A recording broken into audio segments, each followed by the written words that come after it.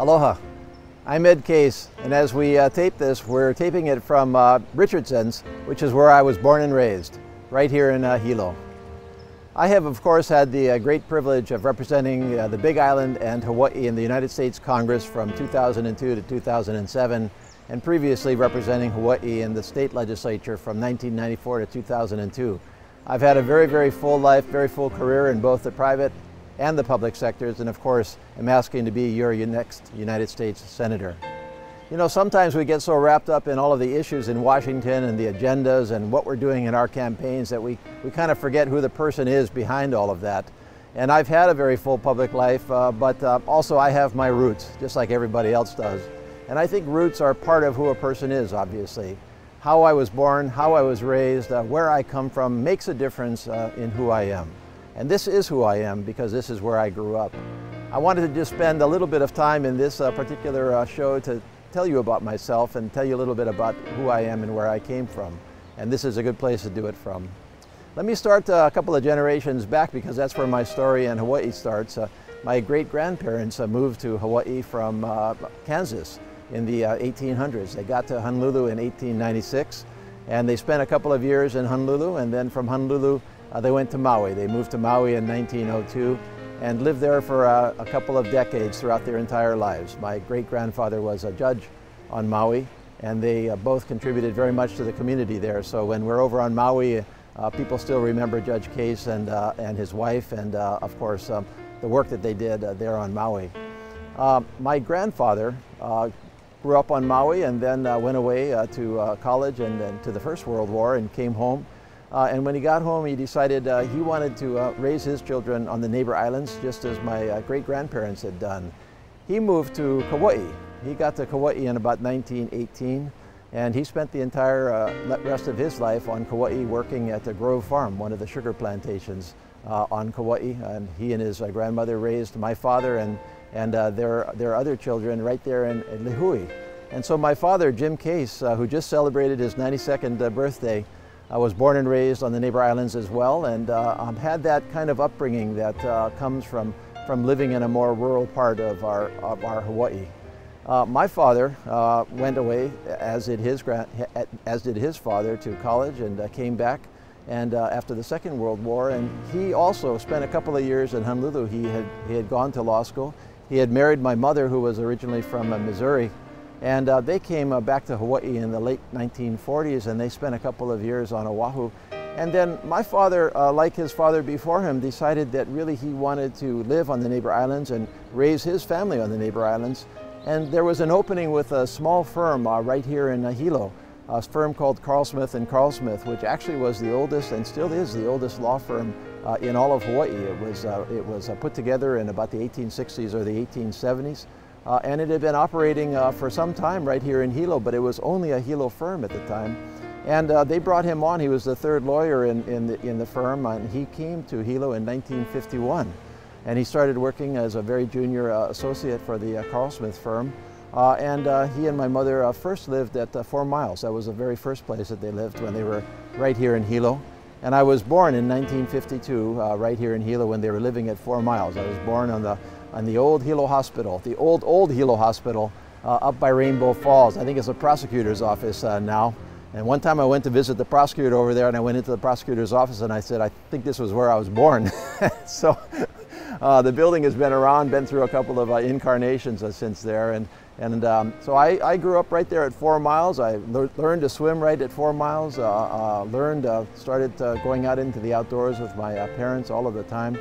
They lived in town for a couple of years after that. I don't remember it, I was too young. But then when I was about 3 or 4 years old, they moved here to Richardson's. And we lived right across the street, right over there. I can see my old property from here. The house isn't there anymore. It burned down many years ago and it was never rebuilt. But this is where I grew up, and I lived really the beginning of my life. And if I ask myself what really forms Ed Case, it's the life that I had right here. Of course, you can see, and you all know if you know where we are, that it's just the outdoors. It's a beautiful ocean. We spent all of our time outdoors. That's what it was like in those days. You know, in those days we didn't have any cable TV. We hardly even had TV because Mauna Kea in the background blocked all of the airwaves from Honolulu. And you know, my parents had an interesting philosophy. They didn't have TV in our house. They believed that TV was a little distracting to an upbringing, and so when I grew up with my friends and my siblings right here at the end of the road in Keaukaha, it was very, very much about going out and making up your own things to do. You know, the things that are here today, like organized soccer, that wasn't really the case. We did everything on our own. We went outside all of the time. We went in the ocean behind us. We learned to surf right here, and we learned to swim. And you know, I wish we had the kayaks that they have out there on the water right now, because we would have done a lot of that too. But for us, every day was getting outside. Every day was going and finding your friends and going out down the road, getting in the water, getting outside to play. You know, one of the things we used to do, I remember, was on each Saturday morning we'd get on our bikes and we'd take our bikes down into Hilo Town, and the Mamo Theater was still going in those days. They had a movie and a hot dog for maybe 25 cents, something like that, on a Saturday morning. But it was almost all outdoors in those days. My parents really believed in exposing us to everything about the island of Hawaii and about Hawaii in general. So we would take family trips all the time. During the summers, we would routinely go and camp in South Kona. That's where I learned to spearfish. That's where I learned really many of the ocean activities that I still have, and that's where I picked up my passion for the outdoors and the ocean. Whenever the volcano erupted, we'd go up to the volcano. That was a great excuse to cut out of school and just pile the family in the station wagon and hit the volcano. So I remember some of those great eruptions when you could get right up close and just sit there and watch Mother Nature and Pele in action. Another thing that I remember very much about living down here was that, of course, we're right by the ocean right now, and in those days we didn't have really the sophistication and the tsunami warning system that we have today. Today we can make some informed judgments about whether an earthquake somewhere will lead to a tsunami or not. In those days there was no warning system, and so anytime there was an earthquake really anywhere in the Pacific Basin, we'd have to get out of here. For the most part those were kind of false alarms. But we would pack up and head for high ground, spend the night at our friend's house. But I definitely remember the one day in 1960 when it wasn't any false alarm, and we packed up and headed for high ground. At 1 o'clock in the morning, of course, a tsunami came in and wiped out a good portion of Hilo, and I remember that devastation. I was going to school at the time at the old Waiakea High School, elementary school, I'm sorry, down by Waiakea Peninsula, and our school was definitely affected by that, and some teachers actually lost. But I think, you know, overall, just kind of reflecting on the upbringing that I had right here at Richardson's, right here in Keaukaha, right here in Hilo. It was a wonderful upbringing from a self-sufficiency point of view, from a independence point of view, from a focus on the outdoors, always a point of view, and it was I couldn't have asked for a better place to grow up than right here at the end of the road in Keaukaha. I wanted also to introduce you to my wife and partner Audrey, who's been with me every step of the way. Our 4 children are off doing something else right now. They're in their 20s and they're all well off into their lives. Audrey's still with me on the campaign trail, so I just wanted to ask her to tell you a little bit about herself, and so you can get to know her too. Well, I'm Sanse, 3rd generation, Hawaii born. My father's family came to Oahu, and my mother's side actually settled first in Maui, Punene, and then after a few years in Kona. Grew coffee and worked plantations actually. My dad was an Episcopal minister, and when he came back from seminary, he first actually, I think the first church that he helped at was in Kona, but his first church that he actually ministered to a full congregation was here in Hilo at Holy Apostles, where my oldest brother was born at Hilo Hospital, the old Hilo Hospital, 10 years before you. Wait, I never knew that. All of these years, I never knew your oldest brother was born in Hilo Hospital. You did. I mentioned it. You just weren't listening. Anyway, he was born there, but the rest of us were born on Oahu.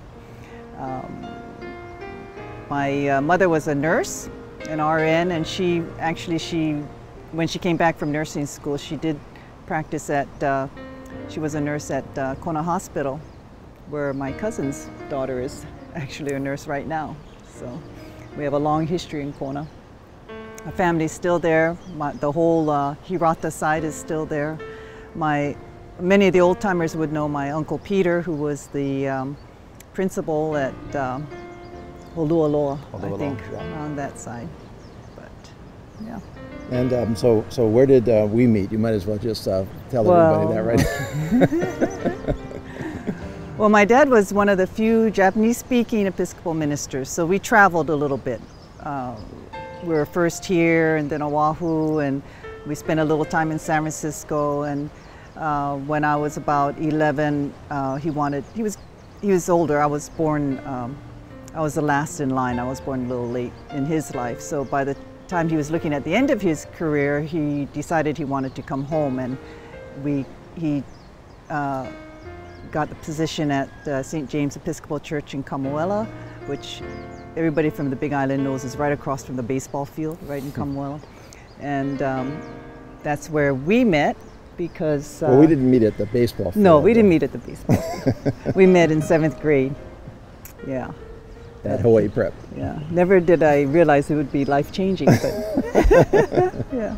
Okay, now what do you want to tell everybody about your first impressions of me? Wait a minute, cancel that question. I don't think we really want to ask that question. Well, we were both very shy, so it was hard. We were 11, you know. What can I say? What do you remember about growing up on the Big Island? I think you've told me sometimes about cruising around with your parents as well. Well, same, you know, we had the same thing. In Kamuela, there was no TV. Maybe on a good, clear night, you could get K-poi, I think, you know. Barely you could get that, and so we just spent time reading a lot. I think my dad and I played chess a lot, and just did a lot of outdoors things. We just usually hiked around the Buster Brown Mountains, yeah, the hills, the 3 hills back at Kamuela, and go swimming in the reservoir, which I don't know if I should say, but we did. That's all right. Everybody still does that still stuff. Probably we probably shouldn't talk about it. Yeah, yeah, we did that. And then, of course, you know, Kamuela in those days was very rural, and it was great. My dad would wake me up in the morning, and early in the morning when the Paniolos were, you know, riding the herd through the middle of town. That's very bright in my memory still. One of the jokes that we always make out there on the campaign trail is, of course, there's kind of this unwritten competition between West Hawaii and East Hawaii. And of course, I was born and raised right here in Hilo, and Audrey's family is a Kona family. So we always joke that if we can get this worked out as well as we have, this island can do it too. Well, as you can see, we're now at Keaukaha School, where I graduated from, right here on the Hawaiian homelands. You know, as I look back on my Big Island upbringing, the 18 years I spent together with the roosters and the chickens on the Big Island, as I look back on what really formed me as a person during those 18 years, I have to look at the education that I had. You know, I've already talked about kind of that education at Keaukaha and Richardson's, and being outside all the time and being self-sufficient and making your own entertainment. But the education that I had in the schools that I attended right here on the Big Island all the way through my senior year really made a huge difference on me, both inside the classroom and outside the classroom. I basically went to 3 schools during my time growing up on the Big Island. The first, of course, was Waiakea Kai Elementary School. The second was Keaukaha, where I graduated from, and the third was Hawaii Preparatory Academy in Waimea. Waiakea Kai, where I went for a number of years of elementary school, was the old Waiakea Kai School. It no longer exists. It was down on the Waiakea Peninsula, where the golf course is now, and there was both the elementary and the intermediate school there. And that was a thriving community in those days. Around the school were stores and residences. The Honganji was there, and I went there for many years. And the thing that strikes me the most looking back at Waiakea Kai and Keaukaha at the time was the incredible ethnic diversity, cultural diversity that were at those schools. You know, what's funny is when I think back on it, I don't think that way. My parents never said to me, wow, you're going to this school that has all this incredible ethnic diversity. They never, I don't recall that being part of the way that I grew up at all. I don't recall really considering people by what ethnicity they were or where they came from or their income level or anything like that. We all just went to school together and we all played together and we all were educated together. Yes, now that I look back on it, I can see that there were some ethnic divisions, and as a routinely minority haole in those schools, certainly I felt a little bit of the sting every once in a while, as did frankly many others throughout Hawaii. That's not unusual for going to school in Hawaii and for growing up in Hawaii. But what I really remember more than anything else is the lessons in diversity that I took with me through the rest of my life. Waikiakai at the time was predominantly Japanese, a large Filipino-American, Chinese, Hawaiian, and probably about 2% haole. So I was pretty routinely the only haole in my class. My friends, though, were all over that ethnic range, whether we were playing baseball or playing at the beach or hanging out wherever we were. And there were little vignettes along the way. I remember that, come Boys' Day, we would celebrate Boys' Day and Girls' Day for our Japanese heritage. Come the great holidays from the Filipino-American community, we would celebrate those things. And again, for me, it wasn't a matter of, oh, okay, this is this day, let's do this. It was just the way that we lived growing up, moving from one ethnicity to the other. And it wasn't just in the classroom, because for many of these folks, I went to their homes, they came to mine. We all played together, and as I went out there in the community, experienced these different cultures and perhaps incorporated them into myself a little bit without really realizing that it was happening. Some of them were pretty funny. I remember that one friend of mine in those days was a Filipino-American. He lived in the public housing that no longer exists by the old airport.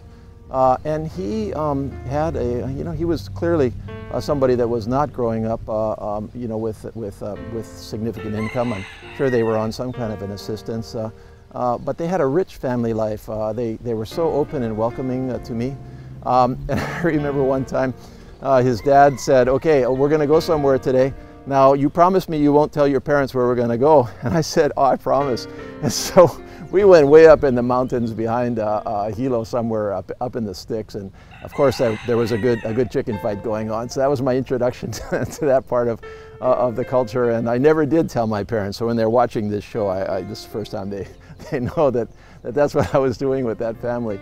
Another family, many of my friends were Native Hawaiian, and sometimes the lessons were a little hard to understand, because I remember that when I was growing up, one of my very, very closest friends was a Native Hawaiian. Actually, he's still in Hilo here. He's an architect in Hilo here, and we got to the end of elementary school, and I asked him where he was going to school, and he said, "Well, I'm going to go to Kamehameha."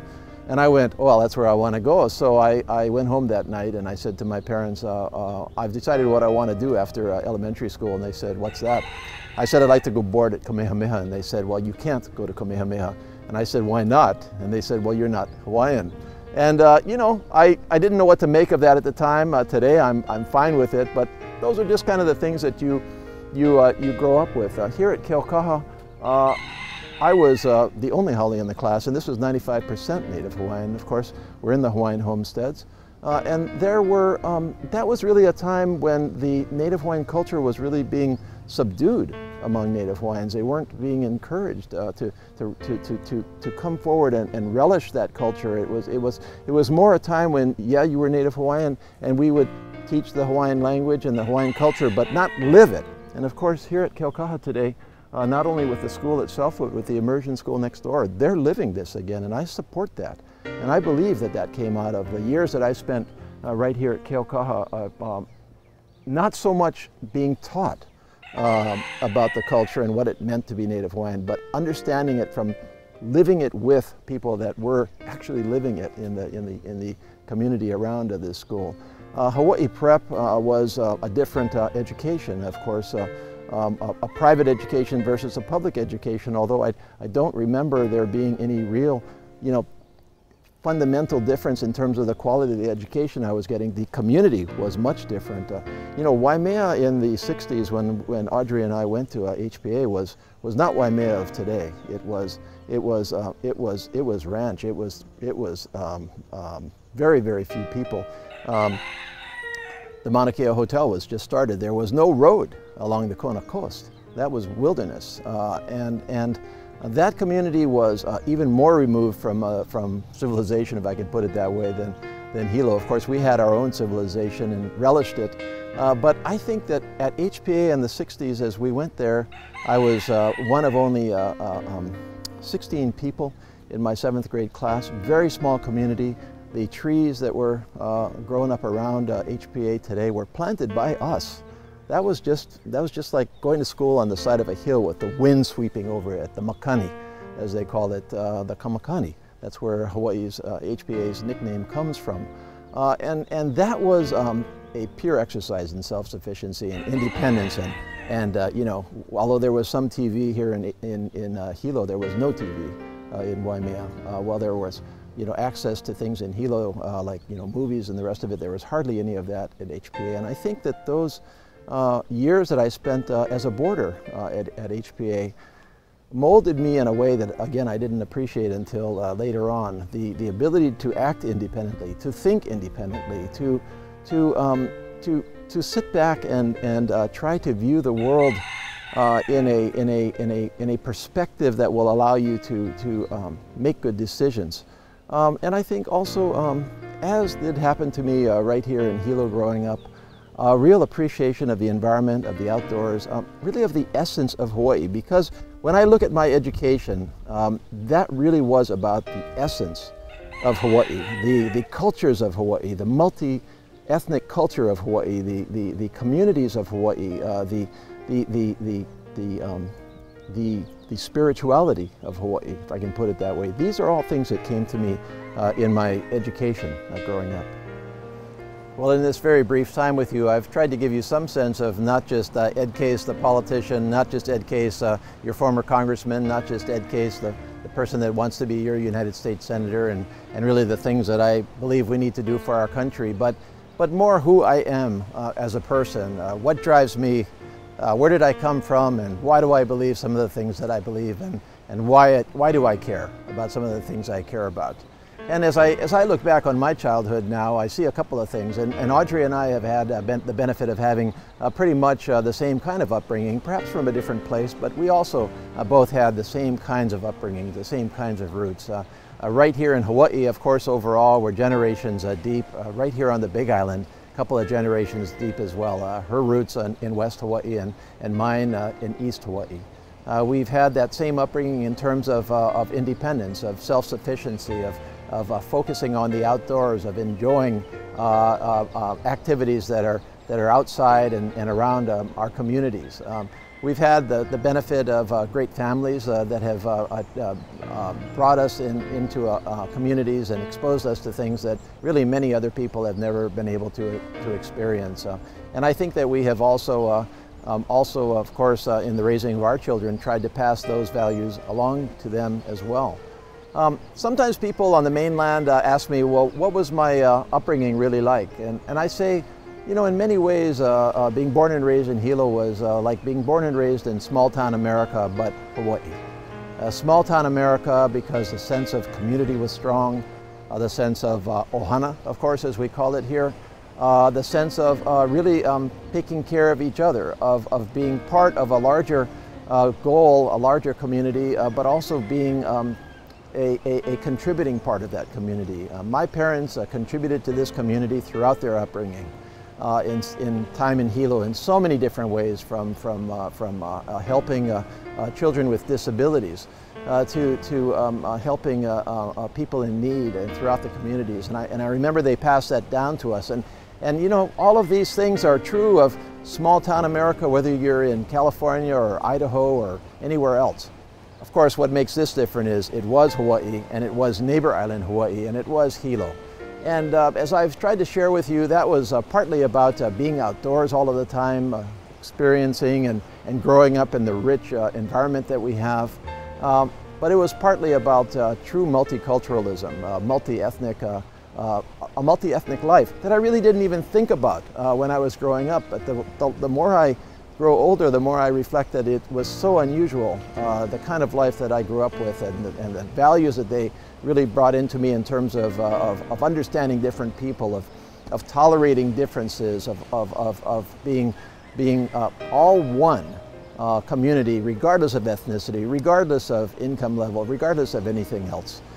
So when I talk really about trying to grow our economy and preserve tourism on this island and create ecotourism and ag tourism and help the agricultural industry, I think that in part relates to my upbringing here. When I talk about trying to preserve a Native Hawaiian, the Native Hawaiian culture and the Native Hawaiian community, that arises from my upbringing right here in Hilo, especially in Keaukaha School. When I talk about preserving our environment, for example, trying to protect our nature, our natural heritage, trying to keep invasive species out of Hawaii, that's because of the way I grew up here.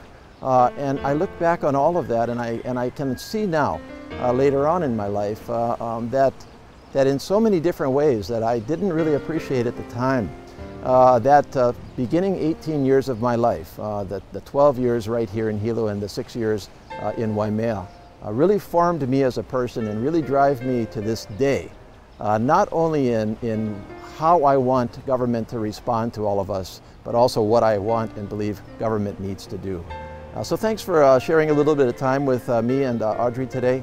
We welcome your questions. There's more at edcase.com. I look forward to talking to you along the trail, but again, mahalo from where I was born and raised, right here at Richardson's. Aloha.